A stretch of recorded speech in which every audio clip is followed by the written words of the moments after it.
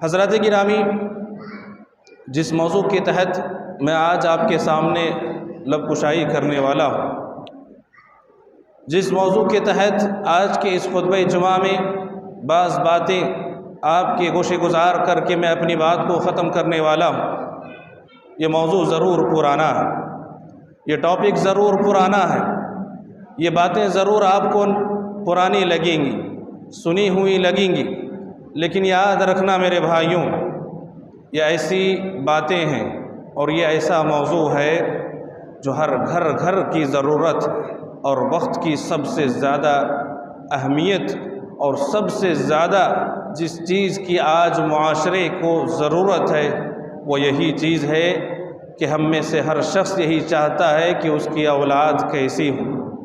ہم میں سے ہر شخص کی یہی کوشش ہے کہ اس کی اولاد کیسی ہو۔ ہم میں سے ہر شخص اسی فکر میں دن و رات سرگرداں گھومتا پھرتا ہے کہ میں کسی طریقے سے کسی ناحیے سے اپنی اولاد کو صحیح راستے پر لے آؤں۔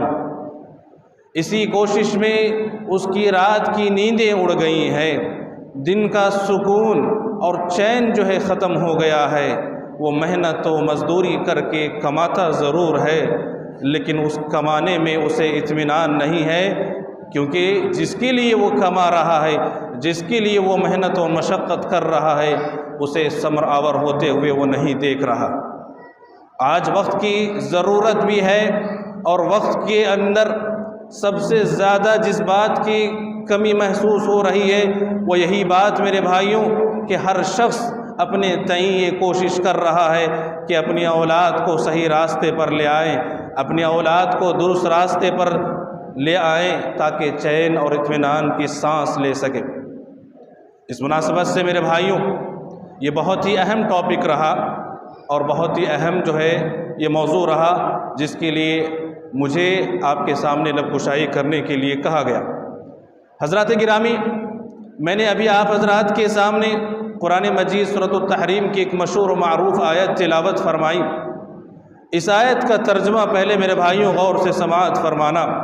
اللہ تعالیٰ نے کہا یا ایھا الذین آمنوا قوا انفسکم واہلیکم نارا، کہ ایمان والوں اپنے آپ کو بچاؤ، اپنے آپ کو جہنم کی آگ سے بچاؤ، اپنے آپ کو نار عذاب سے بچاؤ، اللہ تعالیٰ کی پکڑ سے بچاؤ، اللہ تعالیٰ کی اس جہنم سے بچاؤ جسے اللہ تعالیٰ نے اپنے برے بندوں کے لیے تیار کر رکھا ہے۔ اس نار سے اور اس آگ سے اپنے آپ کو بچانے کی فکر کرو۔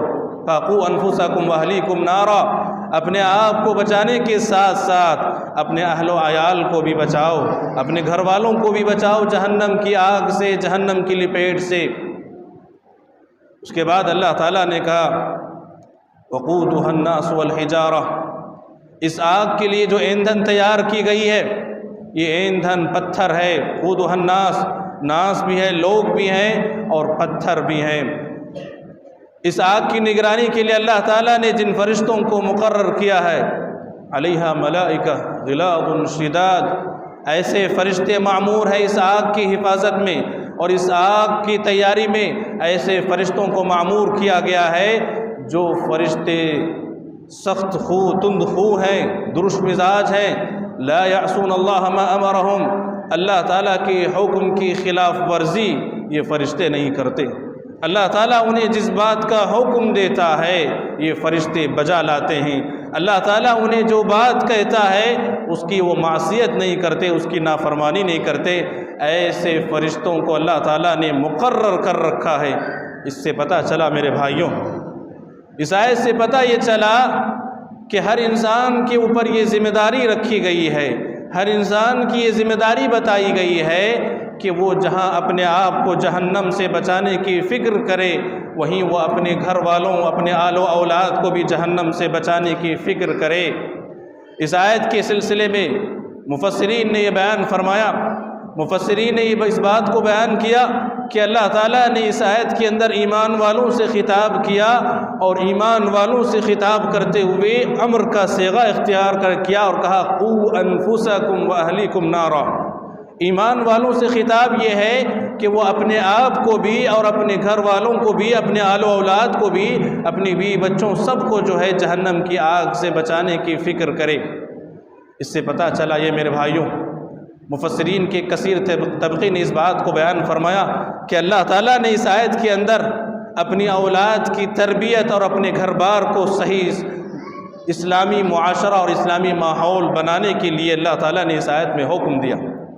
حضرات گرامی، قرآن مجید کا اگر آپ مطالعہ کریں، قرآن مجید کا اگر بغور آپ جائزہ لیں تو آپ کے سامنے اولاد کے سلسلے میں دو باتیں سامنے آئیں گی۔ قرآن مجید میں اللہ تعالیٰ نے اولاد کے سلسلے میں دو باتیں بیان فرمائیں۔ سب سے پہلی بات، اللہ تعالیٰ نے اولاد کو نعمت قرار دیا۔ اولاد بہت بڑی نعمت ہے میرے بھائیوں، اولاد ایک انمول اور نایاب نعمت ہے۔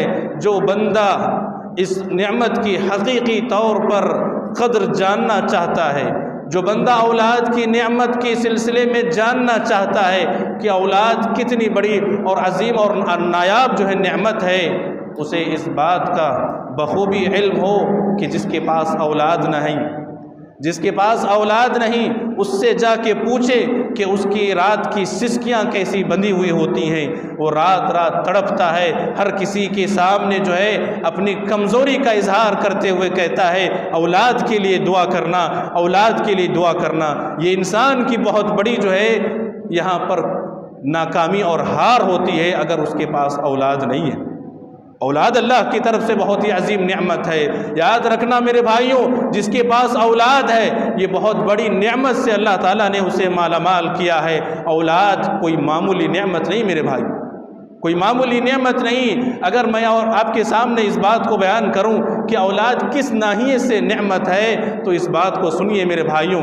اولاد اس ناحیے سے بڑی نعمت ہے کہ انسان اولاد کے ملنے سے مکمل ہوتا ہے۔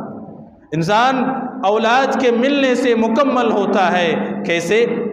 ایک مرد مکمل ہے، ایک عورت مکمل ہے، دونوں کی شادی ضرور ہوئی ہے، لیکن اگر اولاد نہیں ہے تو اسے سماج، قوم، معاشرہ، سوسائٹی اور ملک سارے کے سارے لوگ اسے ایک عیب کی نظر سے دیکھتے، کہتے اتنے سال ہو گیا اولاد نہیں۔ حالانکہ مرد مکمل ہے، عورت بھی مکمل ہے، لیکن صرف ایک اولاد نہ ہونے کی وجہ سے اسے عیب کی نظروں سے دیکھا جاتا ہے۔ اس لحاظ سے اگر دیکھا جائے میرے بھائیوں تو اولاد بہت بڑی نعمت ہے کہ اولاد کے ملنے کی وجہ سے ایک انسان، ایک مرد اور ایک عورت مکمل ہو جاتے۔ اور دوسری بات، اللہ تعالیٰ کی طرف سے یہ نعمت کیسی ہے میرے بھائیوں کہ اس دنیا کے اندر مرد ہو یا عورت، اگر اولاد نہیں تو اس کا نام و نسب سب ختم، اس کی نسل پوری کا پوری ختم اگر اولاد نہیں ہے۔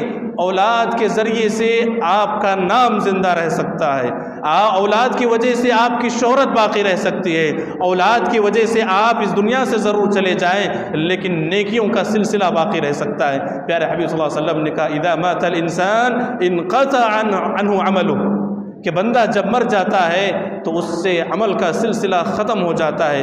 اس میں سے پیارے حبیب صلی اللہ علیہ وسلم نے ایک اور بات کہی، تین باتوں میں سے ایک بات کہی، اولد صالح یدعو لہ، کہ نیک صالح اولاد اگر اسے اپنے پیچھے وہ چھوڑ کے جاتا ہے، اولاد کی نعمت سے بندہ وہ مال و مال ہوتا ہے تو اس کی اولاد اس کی نیک نامی اور اس کی نسل کی بقا کی جو ہے تحفظ کی ذمہ دار ہوتی ہے اور اس کا نام باقی رہتا ہے۔ اس لحاظ سے یہ اولاد نعمت ہے کہ آپ کے جانے کے بعد، میرے اور آپ کے جانے کے بعد اولاد ایک ذریعہ بنتی ہے نیک نامی کا بھی اور اچھائی اور بھلائی اور نسل کی جو ہے بقا کی جو ہے ایک بہت بڑی ذمہ دار اولاد ہوتی ہے۔ اس لیے میرے بھائیوں یاد رکھنا اولاد بہت بڑی نعمت ہے، بہت بڑی ذمہ داری ہے اولاد۔ اللہ تعالیٰ نے آپ کو جب یہ نعمت عطا کی ہے تو اس بات کو یاد رکھنا۔ جو میری دوسری بات ہے وہ یہ کہ جب نعمت ہے تو لَتُسْأَلُنَّ يَوْمَئِذٍ عَنِ النَّعِيمِ، جب نعمت ہے اولاد تو لَتُسْأَلُنَّ يَوْمَئِذٍ عَنِ النَّعِيمِ، کہ اس نعمت کے تعلق سے اللہ ضرور پوچھے گا۔ اہل علم اس بات کو اچھی طرح سے جانتے ہیں، اہل علم اس بات کو اچھی طرح سے جانتے ہیں کہ اللہ تعالیٰ نے اس آیت میں کیا کہا، لَتُسْأَلُنَّ يَوْمَئِذٍ عَنِ النَّعِيمِ، کتنی تاکید اللہ تعالیٰ نے اس آیت میں اختیار کی۔ کن الفاظ کے ذریعے سے اللہ تعالیٰ نے کہا تم ضرور بضرور نعمتوں کے تعلق سے پوچھے جاؤ گے، اولاد بہت عظیم نعمت ہے، تو اس نعمت کے تعلق سے ہر شخص سے پوچھا جائے گا. ہر شخص جو ہے جس کے اللہ تعالیٰ نے نعمت اولاد سے نوازا ہے، اسے اللہ تعالیٰ ضرور پوچھے گا. پیارے حبیب صلی اللہ علیہ وسلم کے صحیح حدیث ہے، آپ صلی اللہ علیہ وسلم نے کہا کلکم راع وکلکم مسئول عن رعیتہ. ہر شخص ذمہ دار ہے، ہر شخص ذمہ دار ہے، اور ہر شخص کو اپنی ذمہ داری کے تعلق سے پوچھا جائے گا.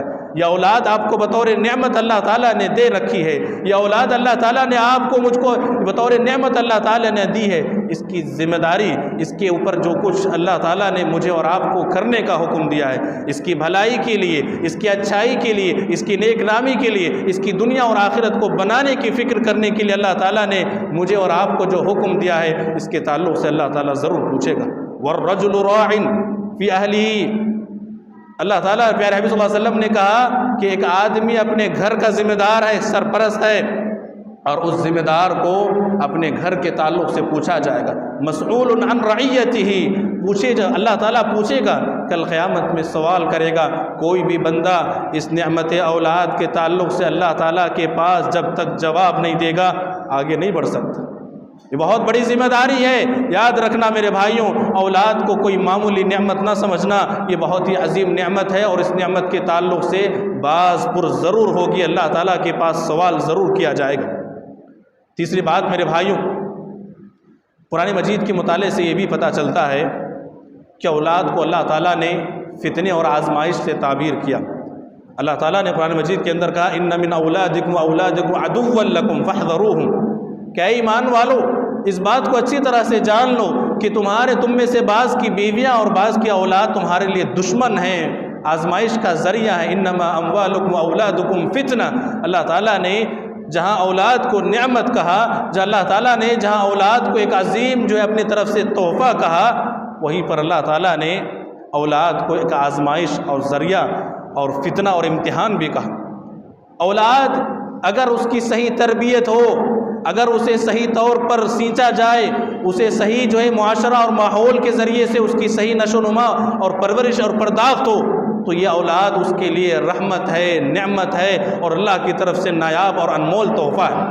اور اگر اسے صحیح طور پر سینچا نہ جائے، اس کی دیکھ بھالی نہ کی جائے، اسے اچھی طرح سے جو ہے اس کی پرورش اور پرداخت پر جو ہے صحیح طور پر دھیان نہ دیا جائے، تو یہ اولاد اس کے لیے فتنہ ہے، آزمائش ہے. اور یاد رکھنا، اگر اولاد صحیح تربیت والی اولاد نہ ہو تو اس دنیا میں اس سے بڑا کوئی عذاب نہیں. اولاد اگر صحیح تربیت والی اولاد نہ ملے تو اس دنیا کے اندر اس سے بڑا کوئی عذاب نہیں میرے بھائی. اس سے بڑا کوئی عذاب نہیں ہو سکتا جس کی اولاد بگڑی ہوئی اسے ملے. اس سے بڑا جو ہے کوئی امتحان اس کے لیے نہیں ہو سکتا جس کی زندگی میں خود اس کی اولاد آزمائش کا ذریعہ بن جائے. یاد رکھنا میرے بھائیوں، اولاد اچھی ہو تو اس دنیا کی سب سے بڑی نعمت، اور اگر اولاد اچھی نہ ہو، اگر اولاد ناکارہ ہو، اگر اولاد تربیت والی نہ ملے، تو اس دنیا کی عذاب اور آزمائش میں سب سے جو ہے نمبر 1 ہے. یہ بہت بڑی آزمائش ہوگی اس ماں باپ کے لیے جس کی اولاد بگڑی ہوئی اسے ملے. حضرات گرامی، اس بات کو میں اور آپ اچھی طرح سے جانتے ہیں. ہیرا ہم نے دیکھا، ہیرا کے بارے میں ہم نے سنا، ایک نایاب، ایک خزانہ، ایک بہت ہی قیمتی چیز جسے ہیرا سے تعبیر کیا جاتا ہے. میں اور آپ اس بات کو اچھی طرح سے جانتے ہیں، ہیرے کی شناخت صرف ہیرا ہونے سے نہیں ہے. ہیرے کی شناخت صرف محض ہیرا کے نام کے ہونے کی وجہ سے نہیں ہے، بلکہ ہیرے کی شناخت اس کی تراش پر جاتی ہے. ہیرا اسی قدر جو ہے قیمتی اور نایاب اور سب سے زیادہ جو ہے وہ مہنگا ہوتا ہے، وہ ایکسپینسو ہوتا ہے، سب سے زیادہ جو ہے پاورفل، اور اس کی قیمت لوگوں کے اندر ڈیمانڈ اس کی بڑھتی ہے جس سلیقے سے، جس انداز سے اسے تراشا جائے. جوہری جس انداز سے ہیرے کو تراشتا ہے اس کی قیمت میں اتنی ہی بڑھوتری ہوتی ہے. اولاد کی مثال بھی ایسی ہے میرے بھائیوں. اگر صحیح تراش آپ اولاد کو دیں گے، صحیح طور پر اسے سینچیں گے، صحیح رخ اور صحیح سماج اور ماحول کے مطابق اپنے اولاد کی پرورش اور پرداخت پر آپ اگر دھیان دیں گے تو اس کی قیمت نکھرے گی. وہ معاشرے میں بڑا جو ہے نایاب ہوگا، وہ معاشرے اور سماج کے اندر بڑا قیمتی اور انمول ہوگا. اور اگر آپ اپنی اولاد کو صحیح طور پر سینچیں گے نہیں، صحیح تربیت نہیں کریں گے، تو اس کی مثال اس جوہری کی مانند ہوگی کہ جس کے پاس ہیرے کا پتھر ضرور ہے، ہیرا ضرور ہے، لیکن تراشنے نہیں آتا اسے.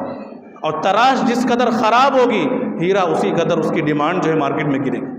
اسی طرح سے اس مثال کو یاد رکھنا میرے بھائیوں، اگر آپ صحیح تربیت دیں گے، صحیح طور پر اسے سکھائیں گے، اولاد کی صحیح نشو و نما اور پرداخت پر آپ دھیان دیں گے، اولاد اسی قدر جو ہے نایاب ہوگا، اور ایک بہت ہی بڑی اللہ رب العالمین کی طرف سے جو نایاب تحفہ کہا گیا ہے اس تحفے کا صحیح طور پر حق ادا کریں۔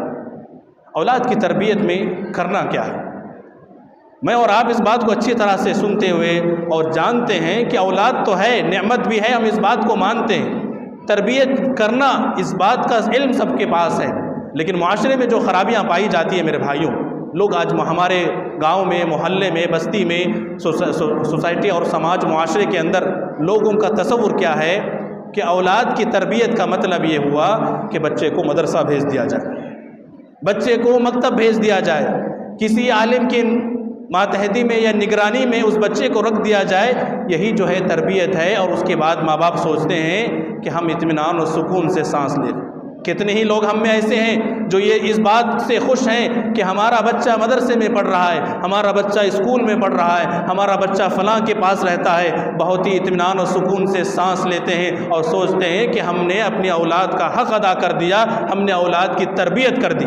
نہیں میرے بھائیوں، یہ اولاد کی تربیت نہیں ہے، اور آپ اپنے ذمہ داری سے کبھی بھی سبکدوش نہیں ہو سکتے، آپ بری و ذمہ نہیں ہو سکتے ہیں۔ آپ اپنے بچے کو اسکول میں، مدرسے میں یا کسی کے ماتحت چھوڑ دینے سے آپ کی ذمہ داری پوری نہیں ہوتی۔ آج کے تقریباً سارے لوگ یہی سوچتے ہیں کہ ہم نے اپنے بچے کو فلاں مدرسے میں ڈال دیا یا فلاں جگہ پر ڈال دیا، بس ہماری ذمہ داری ختم ہو گئی، اب تربیت کرنے کا جو ہے ہمارے پاس کوئی اور راستہ نہیں۔ یہ غلط سوچ ہے، اس سوچ کو بدلنے کی ضرورت ہے، اس سوچ کو بدلنے کی ضرورت ہے۔ جب تک میں اور آپ اس سوچ کو، اس فہم کو بدلیں گے نہیں، تب تک ہماری اولاد صحیح راستے پر نہیں۔ میں یہ نہیں کہہ رہا میرے بھائی، میرے کہنے کا یہ مطلب نہیں ہے کہ آپ اپنے بچوں کو مدرسے نہ بھیجیں، آپ اپنے بچوں کو اسکول سے نہ پڑھائیں، آپ اپنے بچوں کو کسی کی ماتحتی میں نہ رکھیں ضرور، لیکن رکھنے کا مطلب یہ نہیں ہوتا کہ آپ کی ذمہ داری مکمل ہو گئی، آپ تربیت سے مکمل آزاد ہو گئے، آپ بچے کے وہ جو ہے فلاں کے اوپر چھوڑ دیے ہیں تو وہ بچہ اچھا بن جائے گا، اس کی کوئی گارنٹی نہیں ہے۔ اس کی کوئی گارنٹی نہیں ہے کہ فلاں کے پاس رہنے سے آپ کا بچہ اچھا بن جائے گا یا آپ اطمینان کی سانس لیں، بلکہ تربیت ایک نظام ہے، تربیت ایک نظام ہے، جو ایک فریضہ ہے، جو آپ کو آپ کے بچے کی سانس کھلنے کے بعد سے لے کر قبر تک جانے تک اس کو ادا کرنا ہے۔ لوگوں کی سب سے بڑی کمزوری یہی ہے، وہ یہ سوچتے ہیں کہ تربیت کا مطلب یہ ہوا کہ ایک عمر تک بچے کو جو ہے ہم سمجھائیں، بجھائیں، اسے جو ہے سکھائیں، لیکن جب بچہ کمانے لگتا ہے، بچہ جب کسی مقام کو پا لیتا ہے تو اس کی جو ہے تربیت کی طرف ہم کچھ بول نہیں سکتے۔ افسوس کے ساتھ معاشرہ، ہمارا ماحول اس قدر بگاڑ ہمارے معاشرے کے اندر آ چکی ہے میرے بھائیوں، اگر بچہ کمانے لگتا ہے تو ماں باپ اس کے سامنے زبان نہیں کھولتے، چاہے وہ کتنا ہی غلط کیوں نہ کرے، وہ ماں باپ کے سر پر چڑھ جائے پھر بھی ماں باپ زبان نہیں کھولتے۔ کیوں؟ بچہ کمانے لگا ہے، بچہ 10 پیسہ دیتا ہے، ہم اس کی تربیت کیسے کریں، ہم اسے کیسے جو ہے یہ بات سمجھائیں کہ تم غلط کر رہے ہو، تمہارا اٹھنا بیٹھنا غلط لوگوں کے ساتھ ہے، تمہاری چال چلن اور اخلاقی طور پر تم گرے ہوئے ہو، یہ ماں باپ اپنے بچوں کو نہیں بول سکتے۔ کیوں؟ کیونکہ وہ کمانے لگا ہے، وہ نوکری کرنے لگا ہے، بچہ اپنے پاؤں پر کھڑا ہو چکا ہے۔ تو آج کے ماحول میں آج کے ماں باپ کے لیے بہت بڑا چیلنج ہے کہ وہ اپنے بچے کے سامنے کچھ کہہ سکے۔ اور اللہ اکبر، اس قدر ہمارے معاشرے کی گراوٹ ہو چکی ہے کہ جب بچہ اپنے پاؤں پر کھڑے ہونے کا مطلب جو معاشرے نے سمجھا ہے کہ بچہ کمانے لگے تو وہ اپنے پاؤں پر کھڑا ہو گیا ہے، اور جب بچہ کمانے لگتا ہے تو خود کے اندر ایک غرور، ایک اکڑ پن اس کے اندر آ جاتا ہے۔ بچہ اپنے ماں باپ کو خاطر میں نہیں لاتا، وہ یہ نہیں سوچتا کہ یہ وہی ماں باپ ہیں جنہوں نے مجھے اس لڑکپن میں، اس وقت مجھے چلنا سکھایا، اس وقت میری مرادیں پوری کی جب میں کچھ بول نہیں سکتا تھا، کچھ سمجھا نہیں سکتا تھا اپنے ماں باپ کو، اس وقت میرے ماں باپ نے میری باتوں کو سمجھا اور میرا خیال رکھا۔ اور جب ماں باپ بڑے ہو گئے، ماں باپ جو ہے ایک عمر کو پہنچ چکے ہیں جب انہیں کوئی بات جلدی سمجھ میں نہیں آتی، جب کوئی ایک بات بولنے سے انہیں کوئی بات ذہن میں اترتی نہیں ہے، تو آج کا چھوٹا بچہ، آج کا نوجوان، آج کی نئی نسل اپنے ماں باپ پر رعب جھاڑنے لگتا ہے، ماں باپ کو گالی دیتا ہے، ماں باپ کو مارتا ہے، ماں باپ کو بری بری باتیں کرتا ہے، آر دلاتا ہے۔ اللہ اکبر، آسمان پھٹ جائے۔ اللہ اکبر، آسمان جو ہے پوری طرح سے اس طرح کی حرکت کرنے سے زمین جو ہے اپنے آپ سے ریزہ ریزہ ہو جائے کہ یہ کیا ہو رہا ہے اس کے اندر۔ اس لیے میرے بھائیوں خیال رکھنا، تربیت کا مطلب ہرگز نہیں ہے تربیت کا مطلب کیا ہے، تربیت کا مطلب کیا ہے، کیسے تربیت کیا جائے اور کہاں سے شروعات کیا جائے۔ اس سلسلے میں یاد رکھنا میرے بھائیوں، شرعی اصول جو ہے، شرعی جو اصول اور رہنما جو اصول ہیں وہ یہ کہ اولاد کی تربیت کی فکر شادی کے بعد نہیں، یا اولاد ہونے کے بعد نہیں، یا اولاد کو مدرسے میں ڈالنے کے بعد نہیں، یا اولاد ایجوکیشن یا تعلیم حاصل کرنے کے بعد اولاد کی تربیت کی فکر نہیں، بلکہ آپ اپنی شادی بھی نہیں کیے ہوئے ہیں، بچہ آپ کو ہوا بھی نہیں ہے، تب سے آپ کو فکر کرنا، تب سے آپ کو فکر کرنی ہے۔ آپ کو معلوم ہے حضرت ابراہیم علیہ السلام کو 81 سال کے بعد جو ہے اللہ تعالیٰ نے اولاد دی۔ مفسرین نے بیان فرمایا کہ حضرت ابراہیم علیہ السلام کی دعاؤں میں سے ایک سب سے بڑی جو دعا تھی وہ ہے رب ہب لی من الصالحین۔ حضرت ابراہیم علیہ السلام کی دعاؤں میں ایک بڑی عظیم دعا رب ہب لی من الصالحین کہ پروردگار مجھے نیک صالح اولاد دے۔ مفسرین نے بیان فرمایا کہ حضرت ابراہیم علیہ السلام نے اس دعا کو کرنا کب شروع کیا؟ ایسا نہیں تھا کہ پیدائش کے بعد یا پیدائش سے پہلے حضرت ابراہیم علیہ السلام نے اس دعا کو کیا، بلکہ اولاد کو مانگ رہے ہیں 81 سال سے اللہ تعالیٰ سے دعا کر رہے ہیں رب ہب لی من الصالحین، رب ہب لی من الصالحین۔ لہٰذا میرے بھائیوں میں کہنا یہ چاہتا ہوں کہ اولاد کی صحیح جو ہے تربیت اور نیک صالح اولاد کی دعا، آج سے نوجوان جو ہمارے درمیان موجود ہیں گرچہ ان کی شادی بیاہ نہیں ہوئی ہے لیکن اپنی دعاؤں میں اس دعا کو شامل کرے رب ہب لی من الصالحین۔ اولاد کی نیک تربیت اور صحیح اولاد ملنے کی دعا بہت پہلے کرنا چاہیے، شادی بیاہ ہونے کے بعد بھی کرنی چاہیے، اور ایسا نہیں ہے کہ اولاد کے ہونے کے بعد اس دعا کو کرنا چاہیے بلکہ پہلے سے اللہ سے دعا کرنا چاہیے۔ اسی طرح سے دوسری بات میرے بھائیوں کہ صحیح اولاد کی تربیت اور اولاد کی فکر کا صحیح مزاج جو ہے لڑکی کو ڈھونڈنے کے وقت ہونا چاہیے۔ جب ہم اپنے بچے کے لیے لڑکے کا انتخاب کرتے ہیں، یا پھر جو ہے بچی کے لیے لڑکے کا انتخاب ہو یا لڑکے کے لیے لڑکی کا انتخاب ہو، اسی موقع پر جو ہے صحیح ماں کا انتخاب کرنا دراصل اولاد کی فکر ہے۔ اگر گھر کے اندر آنے والی جو لڑکی ہوگی، گھر کے اندر آنے والی جو عورت ہوگی، گھر کے اندر آنے والی جو لڑکی آپ کے پاس آ رہی ہے آپ کی بیوی بن کر، اگر صحیح بیوی ہوگی، وہ صحیح لڑکی ہوگی، تو یاد رکھنا اس کی بطن سے جو پیدا ہونے والا بچہ ہوگا وہ نیک ہوگا، صالح ہوگا اور صحیح طور پر وہ فرمانبردار ہوگا۔ آج ہمارے معاشرے میں سیرت کو دیکھا نہیں جاتا، صورت کو دیکھا جاتا ہے۔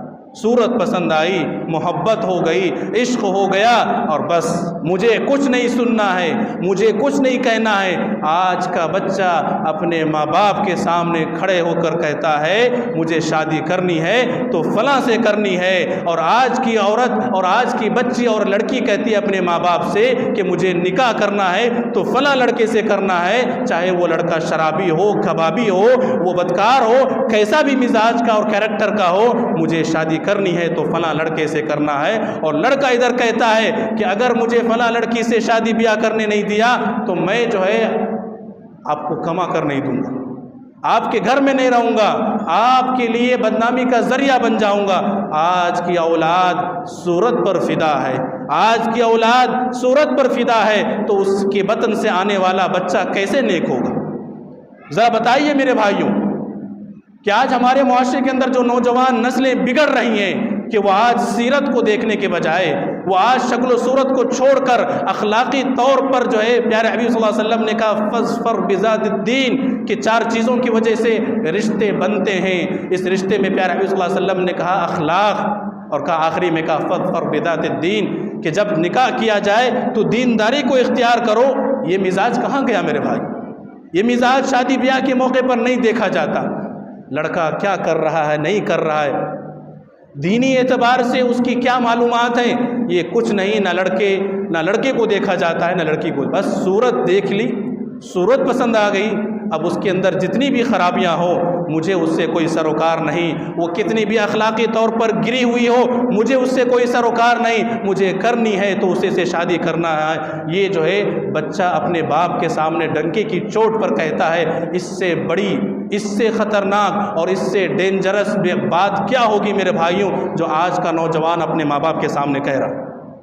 یہ بہت بڑی جو ہے تربیت کی ناکامی کی دلیل ہے کہ ایک بچہ جو ہے اپنے ماں باپ کے سامنے کھڑے ہو کر یہ دہائی لگائے اور ڈنکے کی چوٹ پر سینہ ٹھوک کر کہے کہ مجھے کرنا ہے تو فلاں کام کرنا ہے، میری بات تم مانو، میں تمہاری بات نہیں مانوں گا۔ یہ لڑکا اور لڑکی دونوں کا مزاج بن چکا ہے۔ اس لیے میرے بھائیو یاد رکھنا، بچے کی صحیح تربیت کی فکر جو ہے اس کی ماں کا جو انتخاب کیا جاتا ہے اسی وقت ہوتا ہے، اور لڑکی والے جس لڑکے کا انتخاب کرتے ہیں اسی وقت جو ہے صحیح اولاد کی تربیت کی فکر ہے۔ اگر آپ کی جو ہے چوائس اور آپ کا انتخاب غلط ہے تو پھر اس اولاد کو برے راستے سے، برائی سے کوئی نہیں بچا سکتا، اس کی تربیت صحیح نہیں ہو سکتی، اسے صحیح راستہ کوئی نہیں دکھا سکتا۔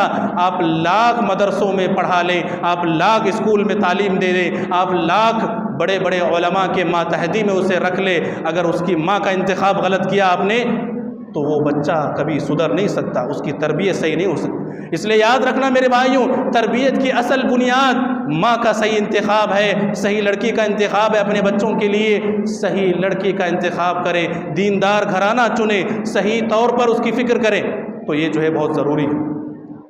اس کے بعد میرے بھائیوں، جب اولاد کی نعمت سے اللہ تعالیٰ نے آپ کو مالا مال کر دیا ہے، جب اولاد کے نام سے اللہ تعالیٰ نے آپ کو نعمت سے مالا مال کر دیا ہے، تو یاد رکھنا اولاد ہونے کے بعد اولاد کا صحیح نام رکھنا چاہیے، اس کی بھی فکر کریں۔ آج لوگوں کا سبحان اللہ کیا مزاج بن گیا ہے، آج ہر شخص اپنی اولاد کا، اپنے بیٹے کا یا اپنی بیٹی کا وہ نام رکھنا چاہتا ہے جو دنیا میں کسی کا نام نہ ہو۔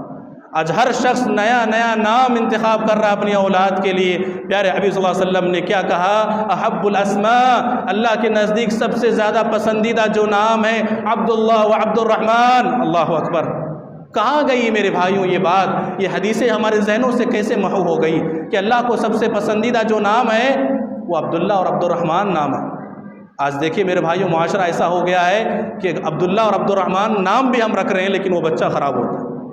ناموں کا بڑا اثر ہوتا ہے میرے بھائیوں۔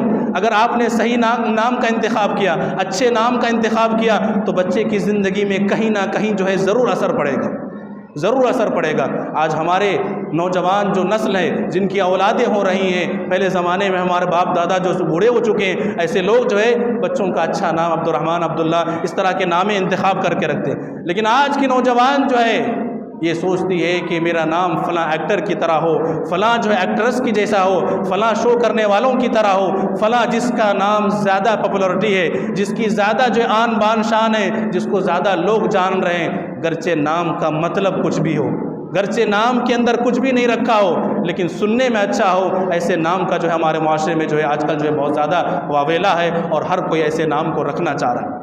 غلط ہے میرے بھائیوں، نام صحیح طور پر چوائس کریں کیونکہ نام کا اثر پڑتا ہے۔ پیارے حبیب صلی اللہ علیہ وسلم کی خدمت میں ایک شخص آئی، پیارے حبیب صلی اللہ علیہ وسلم نے، اس کا نام، ایک عورت تھی، اس کا نام جو ہے عاصیہ عین سے تھا۔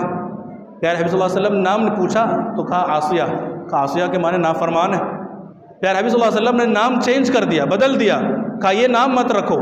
اور حسن بصری رحمہ اللہ کہتے ہیں کہ ہمارے دادا، ان کا نام تھا حزن۔ پیارے حبیب صلی اللہ علیہ وسلم نے کہا اس نام کو چینج کر لو، لیکن ان کے دادا حسن بصری رحمہ اللہ کے دادا نے کہا کہ اللہ کے سر رہنے دیجئے، ہمارے باپ دادا نے نام رکھا ہے، اس نام کو رہنے دیجئے۔ حسن بصری رحمہ اللہ کہتے ہیں کاش کہ ہمارے دادا پیارے حبیب صلی اللہ علیہ وسلم کی بات کو سن لیتے، پیارے حبیب صلی اللہ علیہ وسلم کی بات کو سن کر حزن نام تبدیل کر لیتے، چینج کر لیتے، تو آج ہمارے گھرانے میں ایسا معاملہ نہیں ہوتا۔ کیوں؟ کیونکہ حزن کے معنی ہوتے ہیں غمی، پریشانی، ٹینشن۔ کہتے ہیں حسن بصری رحمہ اللہ کہ ہمارے دادا کے نام حزن ہونے کی وجہ سے ہمارے خاندان میں ہمیشہ ہر لمحہ جو ہے کبھی نہ کبھی کسی نہ کسی ناحیے سے غمی، ٹینشن، پریشانی جڑی ہوئی رہی۔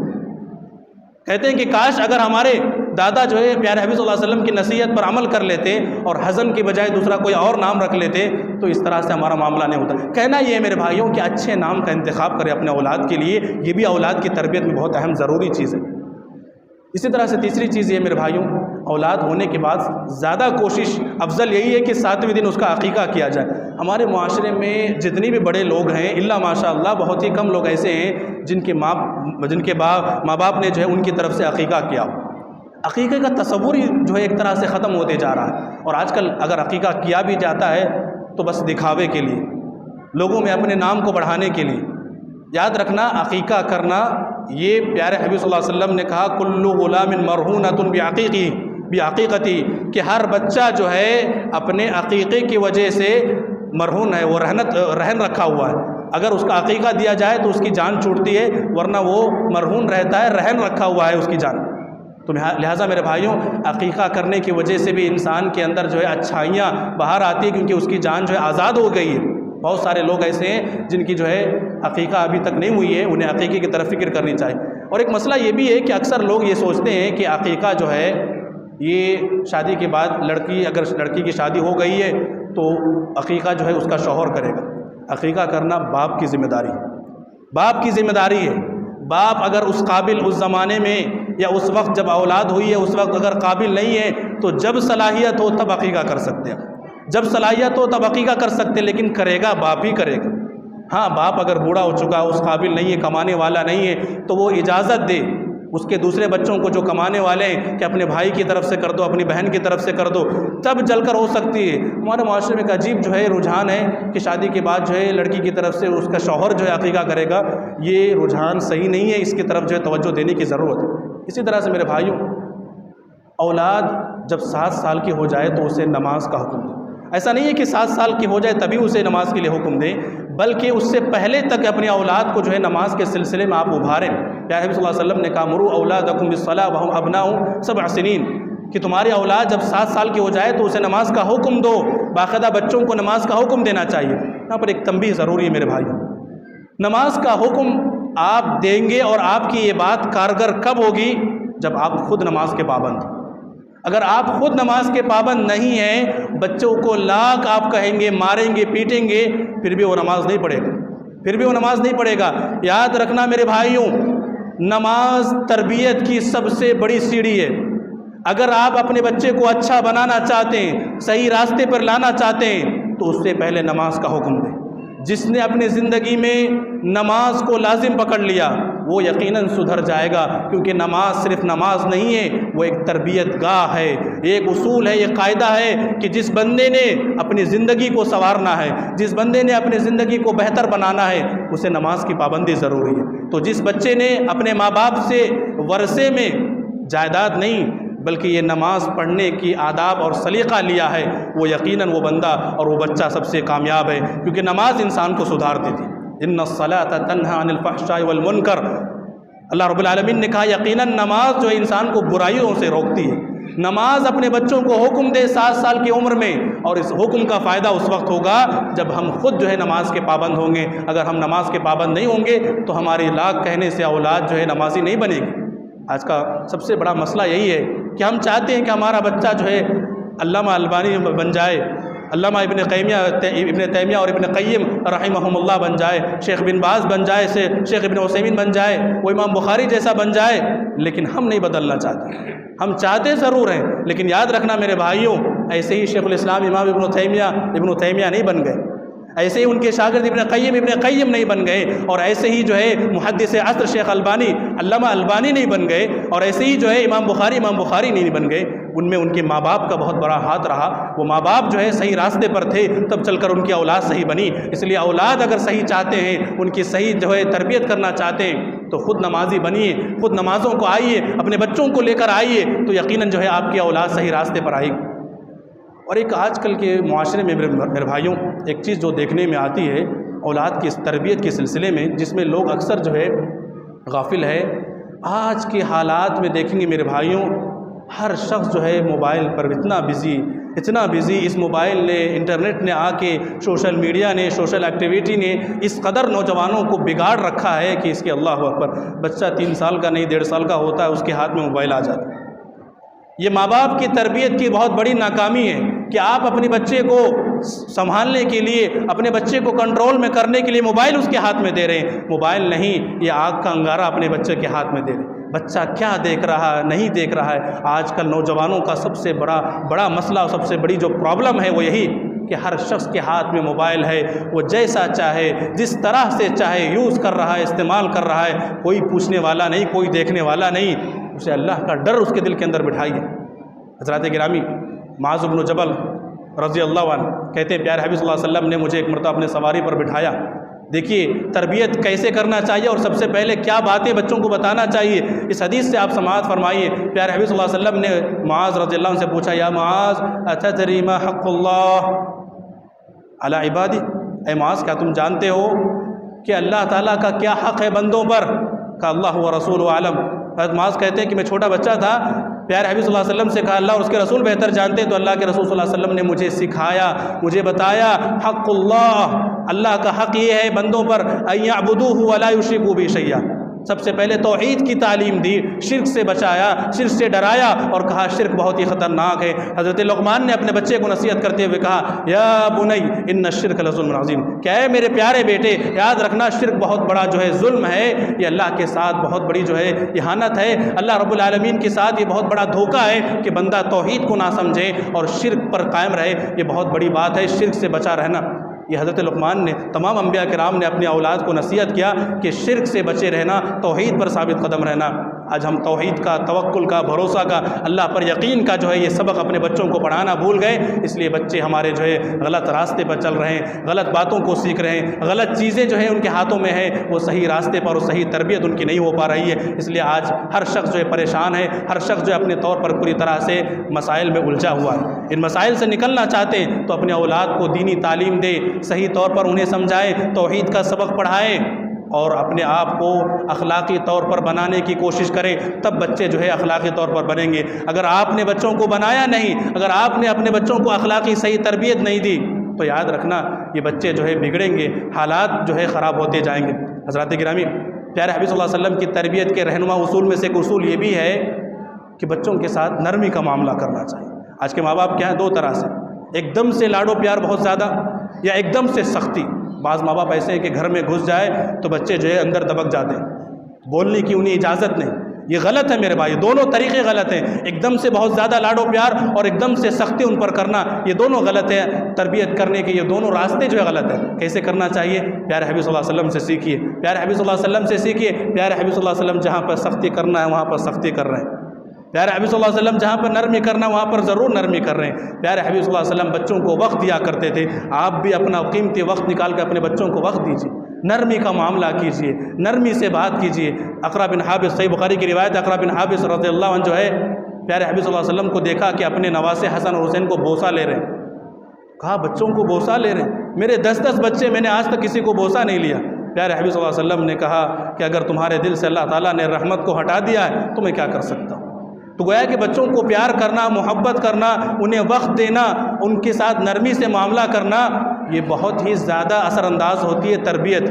اگر آپ سختی کریں گے، ماریں گے، پیٹیں گے، بہت سارے ماں باپ ہوتے ہیں جب انہیں غصہ آتا ہے بہت ہی زیادہ بچوں کو مار پیٹ کر چھوڑ دیتے ہیں، غلط ہے میرے بھائی۔ محبت سے سمجھائیے، پیار سے سمجھائیے، انہیں اپنا قیمتی وقت دیجیے، انہیں بتائیے کہ کس قدر جو ہے اللہ اور اس کے رسول سے ڈرنا چاہیے، کیسے زندگی گزارنا چاہیے، کس راستے پر چلنا چاہیے، کس طرح سے زندگی کے اتار چڑھاؤ میں اپنے آپ کو صبر کے دامن تھامے رہنا چاہیے۔ یہ سارے پہلو اگر بچوں کو بتائیں گے تب چل کر جو ہے بچے صحیح راستے پر آئیں گے، صرف بولنے سے نہیں ہوتا میرے بھائی۔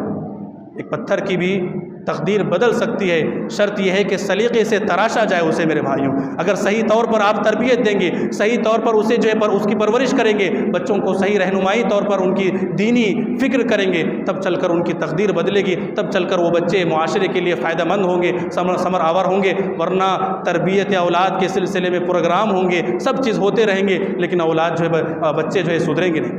ایک آخری چیز، تربیت اولاد میں ایک سب سے بہت ہی اہم چیز ماحول کا بڑا اثر پڑتا ہے۔ ماحول کا میرے بھائیوں، ماحول کئی طرح سے ہوتے ہیں، پہلے گھر کا ماحول، پھر معاشرے کا ماحول، گلی کا ماحول، پھر پورے ملک کا ماحول، پھر مدرسے کا ماحول، اسکول کا ماحول۔ سب ماحول کا اثر بچوں کی زندگی پر ایسا پڑتا ہے کہ بچے بڑے بھی ہو جائیں لیکن بچپن کا وہ ماحول نہیں بھولتے۔ اس لیے میرے بھائیوں، گھر کے ماحول کو اچھا بنائیے، گھر میں قرآن پڑھیے، قرآن سنیے، علماء کے بیانات سنیے، اپنے بچوں کو مکتب سے جوڑیے، مسجدوں سے جوڑیے۔ آج ہمارے معاشرے کی سب سے بڑی کمی جو ہے یہی ہے کہ ہمارے بچے جو ہے مکتب میں نہیں جاتے، نہیں جا رہے، آ رہے، کچھ کر رہے ہیں اور ماں باپ کو اس کی فکر بھی نہیں۔ اگر ہمارے مسجدوں میں، اس مسجد کے اندر اگر مکتب کا انتظام، ہم نے سنا چند دن پہلے کہ یہاں پر مکتب کا انتظام، حفظ کا انتظام، یہ سب چیزیں ہیں تو الحمدللہ بہت اچھی بات ہے، لیکن صرف انتظام رہنے سے ہوتا نہیں، بلکہ آپ اپنے بچوں کو بھیجیں یہاں، کنڈیشن کریں صبح صباحیہ اور مسائیہ.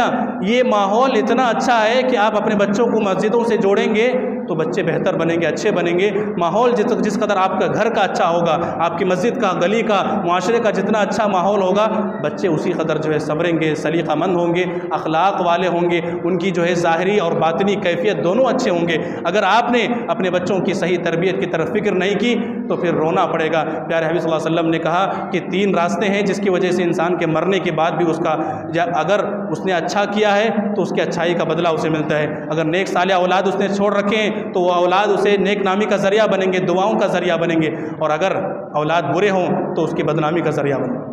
حضرات گرامی, یاد رکھنا اولاد کی تربیت کے سلسلے میں آخری پوائنٹ یہی ہے کہ انسان کتنی بھی پلاننگ کر لے, کتنی بھی باتیں سن لے, توفیق اللہ ہونا چاہیے. اللہ کی توفیق بہت ضروری چیز ہے. اللہ سے دعا کیجیے. قرآن مجید میں دیکھیں گے حضرت ابراہیم علیہ السلام جہاں دعا کر رہے ہیں وہ اپنے اولاد کے لیے کیسے دعا کر, رب هب لی من الصالحین, نیک صالح اولاد دے. اسی طرح سے کہ رب اجعلنی مقیم الصلاۃ ومن ذریتی, اللہ مجھے بھی نماز کا پابند بنا, میرے اولاد کو بھی نماز کا پابند بنا. رب هب لی من الصالحین جہاں کہہ رہے ہیں رب هب لی من لدنک ذریۃ طیبہ, حضرت زکریا کہہ رہے ہیں. حضرت یحییٰ علیہ السلام جو ہے اپنی دعاؤں میں یہ اس بات کو لا رہے ہیں کہ پروردگار مجھے میری ذریت, نیک صالح ذریت عطا فرما. میرے بال سفید ہو چکے ہیں, ہڈیاں کمزور ہو چکی ہیں, اس حالت میں بھی اولاد مانگ رہے ہیں تو کہا رب هب لی من لدنک ذریۃ طیبہ, نیک صالح اولاد ہو.